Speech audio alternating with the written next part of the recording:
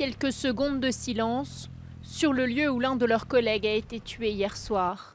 L'hommage est difficile pour ces policiers conscients d'être devenus une cible régulière pour les djihadistes. C'est un moment de recueillement, de soutien, de solidarité, exprimer à la fois notre tristesse mais aussi notre colère face à un nouvel attentat où un des nôtres est tombé pour la France au service de la protection de nos concitoyens. L'assaillant avait déjà été condamné en 2005 pour tentative d'homicide volontaire sur des forces de l'ordre, puis visé il y a 2 mois par une enquête pour avoir manifesté son intention de tuer des policiers.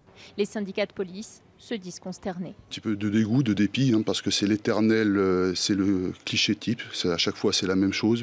Individu multirécidiviste qui est condamné des peines soi-disant lourdes, il fait appel, il bénéficie de remise de peine. Malheureusement, c'est toujours la même chose et j'ai l'impression qu'on ne le comprend pas. Hier soir, des milliers de personnes se trouvaient sur les Champs-Élysées. Les policiers estiment avoir évité un carnage. Aujourd'hui, les policiers sont engagés dans une manière de fonctionner qui fait que la riposte doit être rapide et extrêmement efficace. Dans un contexte de menace, en pleine période électorale, la détermination des forces de l'ordre reste totale selon le ministère de l'Intérieur.